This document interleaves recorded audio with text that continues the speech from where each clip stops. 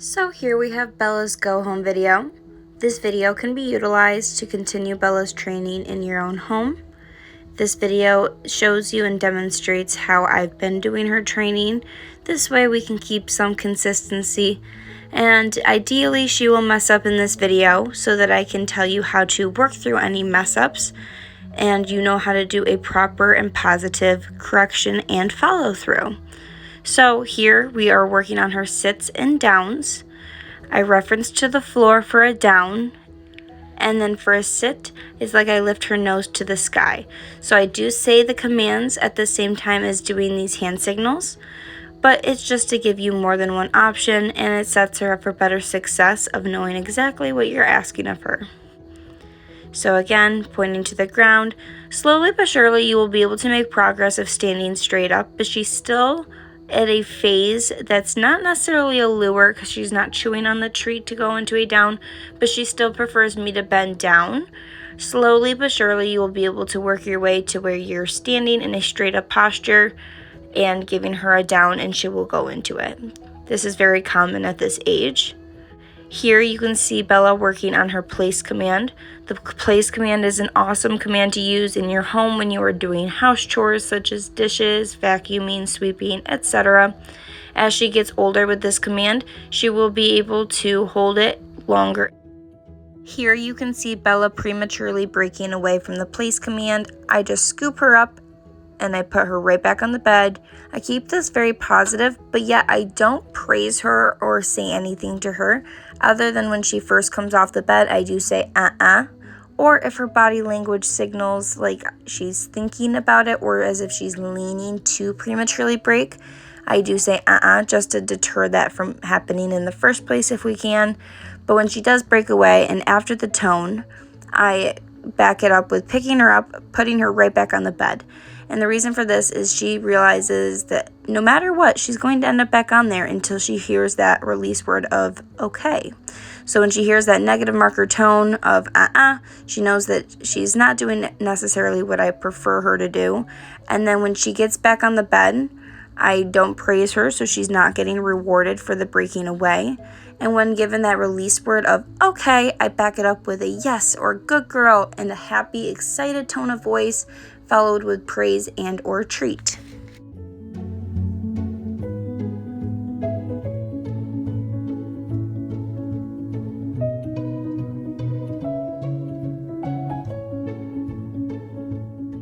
This command is great to use when working around your home or in an office setting or public setting when you want Bella to be content somewhere that's maybe not her crate.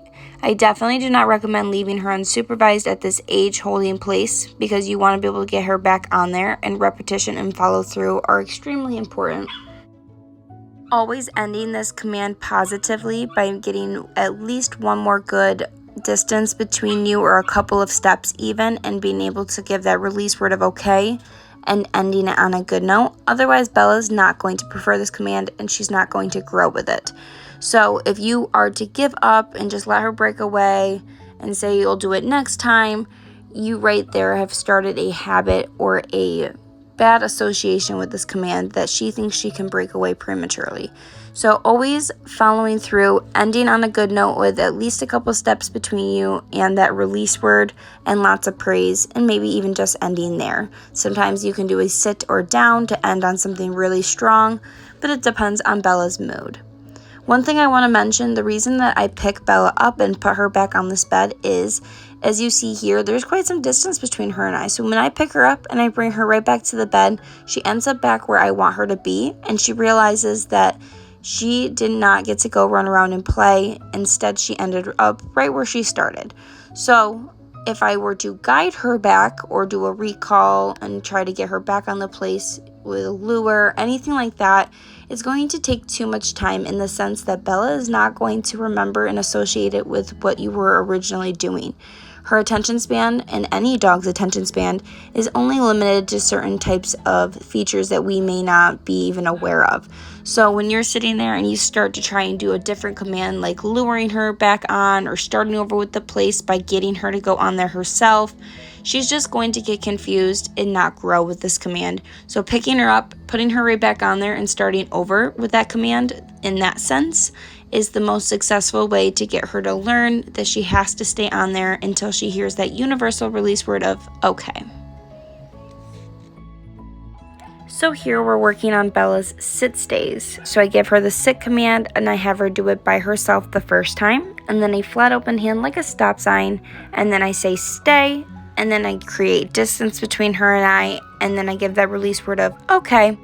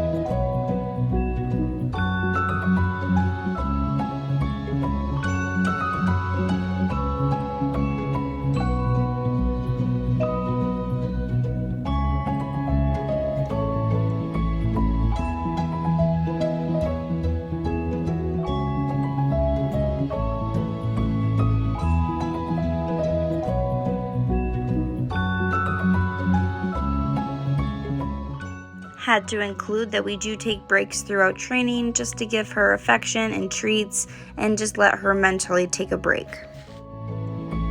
Here you can see Bella working on her down stay. This is the same exact thing as her sit stay, just in the down command rather than the sit command. Same thing, she breaks away, you take her back to the same spot and put her right back in that same position, positively and gently, of course. You want to make sure you keep this positive so she will want to continue to work, and rewarding her when she gets her release word. Just note also that if she goes into a sit from the down stay, she still has to go back into that down because it is structured. Here you can see Bella doing her kennel and weight commands. So I give her a treat when she goes in the crate, or when she first comes home, it's okay to go back to that lure method, which you can see right there. I throw a treat in, telling her kennel. I wait till she eats the treat and her focus is on me and not chewing. Same when you crate her with a toy, make sure she's not chewing on the toy when you give that wait command. Instead, get her focus by making a noise, cueing in that handler focus, giving her her wait command, opening the crate, and then giving her that release word followed with a treat or praise. You will always want to crate Bella with an empty tank, and what I mean by that is she needs to go outside and go potty anytime she's going into the crate longevity. Otherwise, she is going to have an accident, and we want to set her up to continue the success she's been having in the crate overnight as well as throughout the day. So taking that treat out of the equation when it comes to nighttime crating, and instead using a crate safe toy, so anything that is not plush or shreddable like a rope toy or tennis balls. Those are all a no-go when it comes to crate safe. Crate safe toys are things like Kongs or rubber toys, anything that she cannot shred up and ingest.